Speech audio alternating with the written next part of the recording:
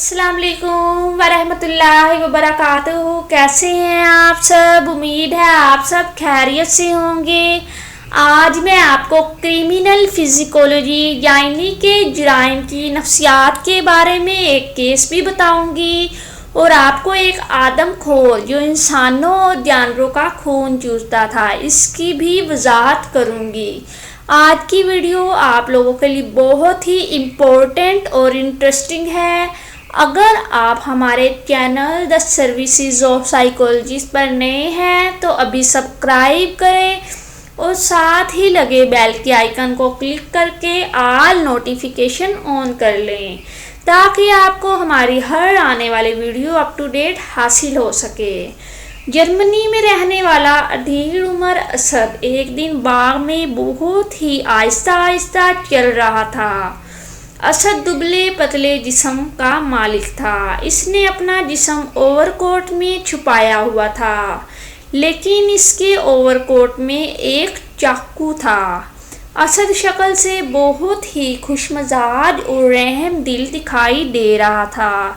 शाम हो चुकी थी। आज असद बहुत ही बुड़बुड़ा रहा था, ना जाने सब शिकार कहाँ चले गए। आज तो कोई शिकार हाथ ही नहीं लगा। असद को अचानक से तालाब में बतख दिखाई दी। असद काफी देर तक बतखों को टिकटिकी लगाकर देखता रहा। प्यास से उसके होंठ खुश्क हो रहे थे। अब आहिस्ता आहिस्ता असद पानी में उतरने लगा। इसने एक बतख को गर्दन से पकड़ा और फिर बतख के गले पर मुंह लगाकर खून चूसने लगा। बतख अपने आप को छुड़ाने के लिए फुड़फुड़ाती रही। आखिर बतख की आवाज़ खत्म हो गई। अब असद अपनी प्यास बुझा चुका था। इसने बतख का सारा ही खून चूस लिया। दूसरे दिन बाग में शाम के टाइम मुन्नी और चुन्नी काफ़ी टाइम से लड़ रही थी कि चलो घर चलें, अब काफ़ी देर हो गई है। असद झाड़ियों में खड़ा इनकी बातें सुनता रहा और मुन्नी के घर जाने के बाद वो चुन्नी को गर्दन से दबोच कर तमाम खून चूस लेता है। असद तकरीबन 41 साल तक इसी काम में मसरूफ़ रहा। अखबारात में असद को खून चूसने वाला दरिंदा, आदमखोर, भेड़िया वगैरह के नाम से जाना जाता था, लेकिन जर्मनी की पुलिस अभी तक असद को नहीं पकड़ सकी थी। ये अजीब ही तरह का कातिल था जो अपने शिकार को गर्दन से पकड़ता और इसका सारा खून पी जाता। हर जगह इसकी दहशत फैल चुकी थी। पुलिस को जितनी भी लाशें मिली इनकी गर्दन पर 2 सुराख होते।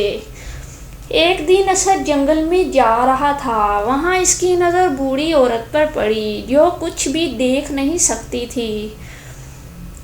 असद ने बहुत ही नरम लहजे में कहा, अम्मा जी आप यहाँ क्या कर रही हैं? ये जंगल बहुत ही खौफनाक है और यहाँ बहुत से खौफनाक जानवर हैं। आपको एहतियात करनी चाहिए। आप मेरे साथ चलें, मैं आपकी हिफाजत करूँगा। जैसे ही बूढ़ी औरत आगे चली तो असद ने पीछे से बूढ़ी औरत पर हमला किया और इस बूढ़ी औरत का शिकार करके सारा खून पी लिया। एक दिन असद रेलवे स्टेशन पे खड़ा था। वहाँ इसे एक लड़की दिखाई दी जो नौकरी की तलाश में शहर आई थी, लेकिन वो बहुत ही परेशान थी। अनजान जगह पे आखिर इसकी मदद कौन करेगा?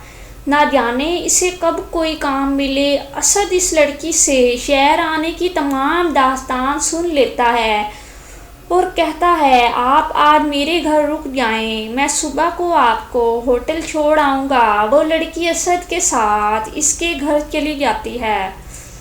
सुबह होने पर असद लड़की को जंगल में जाकर हमला करता है और इसका सारा खून चूसने लगता है, तो लड़की अपने आप को छुड़वाने में कामयाब हो जाती है। आखिर एक दिन इस लड़की को नौकरी भी मिल जाती है।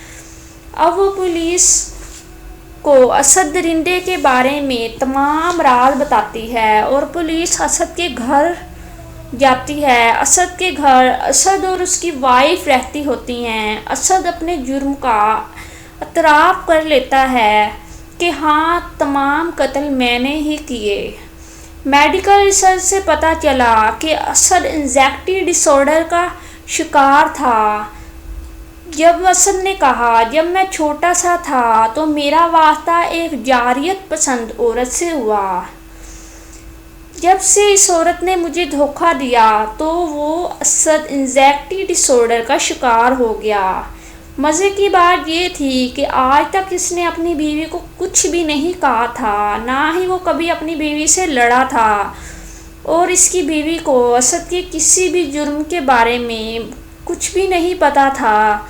दरअसल हमारे मुआशरे में लोग नफ़रत की वजह से जुर्म करते हैं। अगर हमारे मुआशरे में नफ़रत ख़त्म कर दी जाए तो हमारा मुआशरा एक खुशगवार मुआशरा बन सकता है। अल्लाह हाफिज़। उम्मीद है आपको आज का टॉपिक